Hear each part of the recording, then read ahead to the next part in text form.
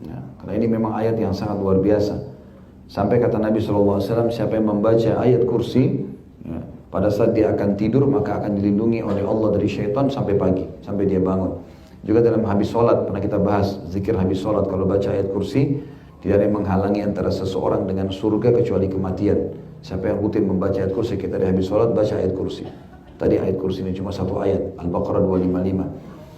Siapa yang baca itu habis sholat, tidak ada yang menghalangi antara dia dan surga kecuali kematian. Tapi syaratnya baca ayat kursi setiap sholat 5 waktu. Berarti sholat 5 waktu dengan ayat kursi digabungin, maka akan masuk surga gitu. Kata penulis faedahnya, barang siapa membaca ayat ini ketika pagi hari, maka ia dijaga dari gangguan jin hingga sore. Dan barang siapa yang mengucapkan di sore hari, maka ia dijaga dari gangguan jin hingga pagi hari. Hadis ini hadis sahih riwayat An-Nasa'i.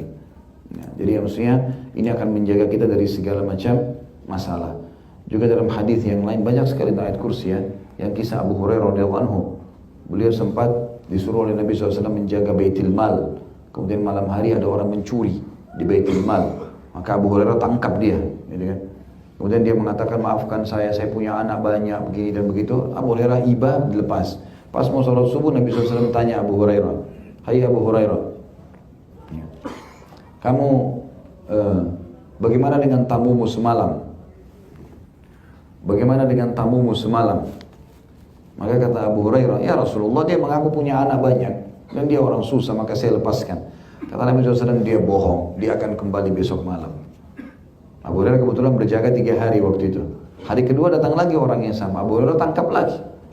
Dia nangis-nangis lagi, dia mohon maaf, dia janji tidak akan kembali lagi, tidak akan mencuri.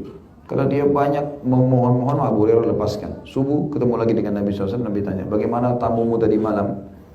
Abu Hurairah bilang, ya Rasulullah, dia datang lagi, tapi dia mengaku orang miskin, mengeluh, janji tidak akan ulangi. Kata Nabi SAW, dia dusta, dia akan kembali malam ketiga.